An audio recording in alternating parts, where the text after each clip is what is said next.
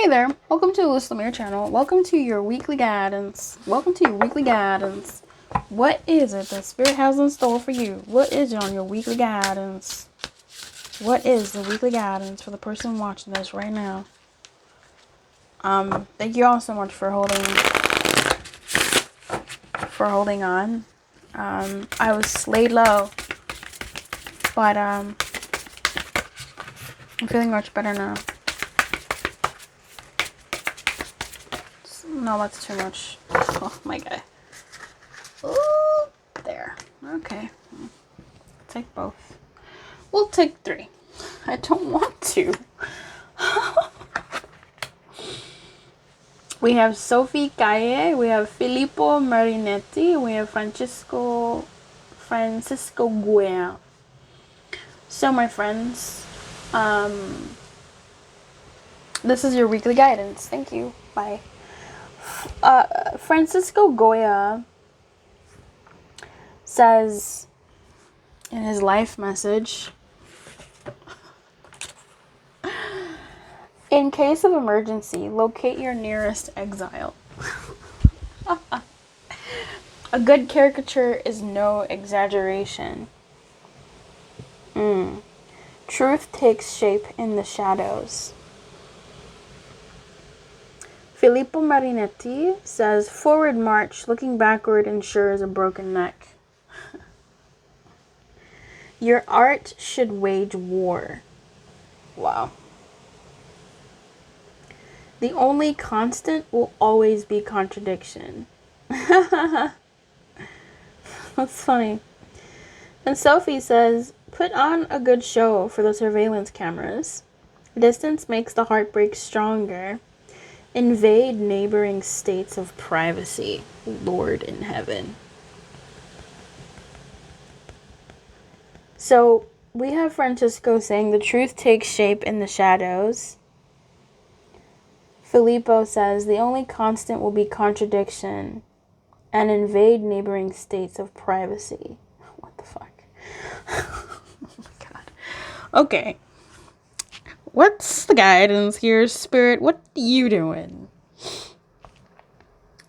There's a vice that comes up for you this week, or a vice that you are paying for this week.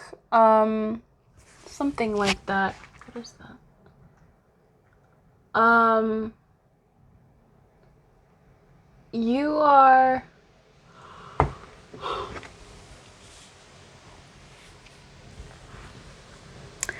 There's a vice this week that Spirit is asking you to look at.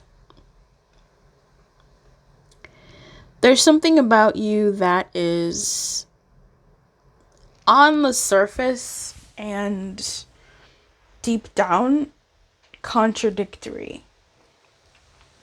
So maybe you're like a pastor that likes to swear, you know? Like, you love to cuss. Like, you're a light worker, but you're out here throwing every single F-bomb under the bleachers, like under the table. Swearing is a vice, I suppose. Cussing. And it's a contradiction. How can a light worker, a person of spirit, a person of God, be out here dropping F-bombs? Doesn't make sense. There's something about you that someone might say that is a contradiction. Someone might call you lazy, and yet you get stuff done. But like, you might feel that you're lazy. Like, you might feel that you are lazy, and yet you get stuff done. And how is it possible? How can those two coexist? How can someone be lazy and still get stuff done? On the surface and deep down, those do look like contradictions, but there's something about that this and that are true. That those are just what make you. And maybe it's those words and your association to those words that is the wrong thing.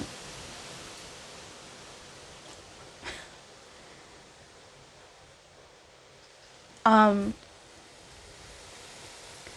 we respond, how we dress things, how we name things matters.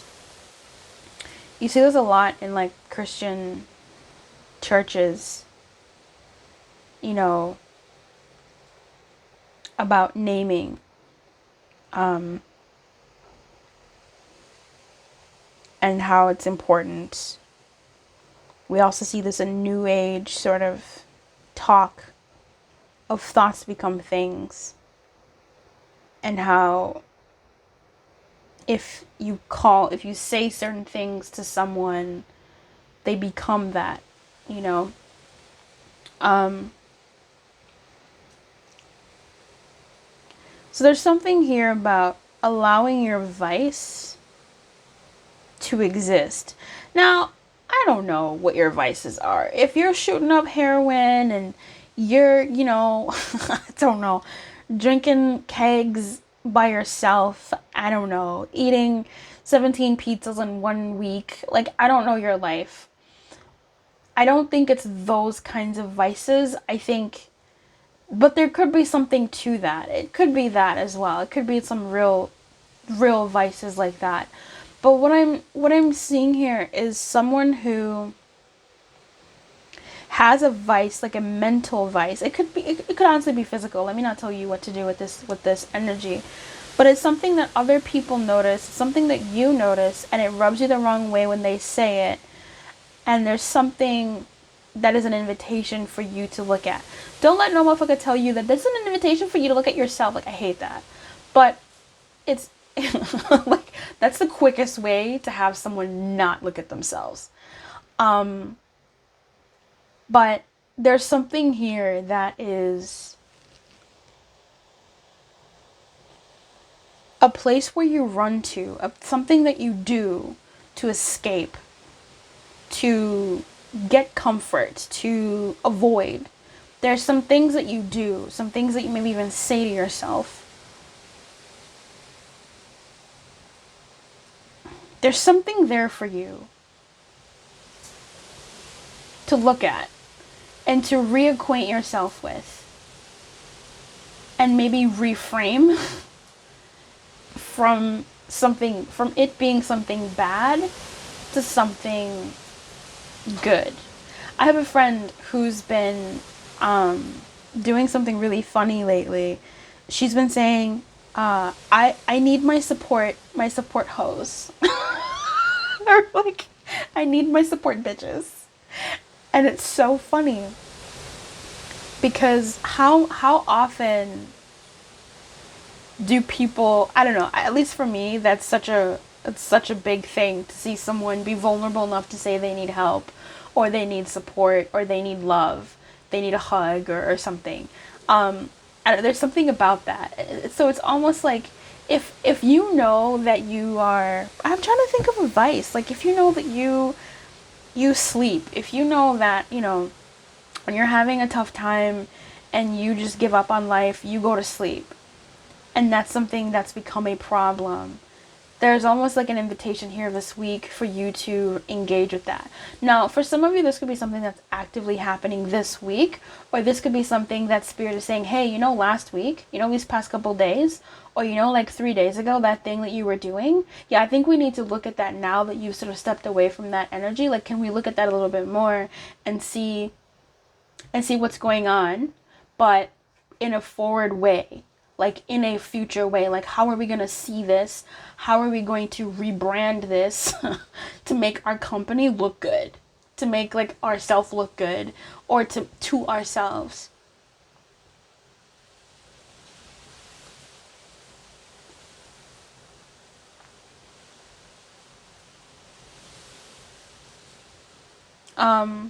And how is it helping?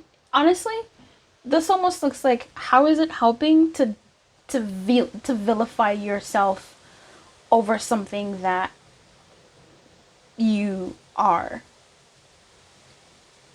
So if you did spend 3 days sleeping, how is it helping you to crucify yourself over those 3 days of sleeping? Because we need to like look to the future now. If you haven't been putting in work in something that you've been wanting to, and it's, I know somebody like this who they meant to read a book, okay? He meant to read a book, and a year later, on his birthday, it was like he hates his birthday because it's just a reminder of all the things he hasn't done. And maybe that's a lot of people. That's a lot of us every so often. But it's almost like, can we let that go? Can we stop crucifying ourselves over the past? Can we accept our vice and say, okay, this happened, this is what we did, this is what I've done. Do I want to continue holding myself to those standards, or do I want to keep moving forward? Forward march, looking backward ensures a broken neck. Like, and a broken neck is not for the past, it's a broken neck for now. It stops you from moving forward. So, okay, you slacked. Okay, you didn't do this. Okay, you like made some really bad mistakes then. Rather than you continuously crucifying yourself this week, let's move forward. Like, you did what you did, and if that's something that's going to happen again, at least let's plan for it moving forward. And say nice things to yourself. We got there. That was rough. Spirit put me on a mental gymnastics on that one. Thank you, my friends. Keep your light on and good luck. Bye-bye.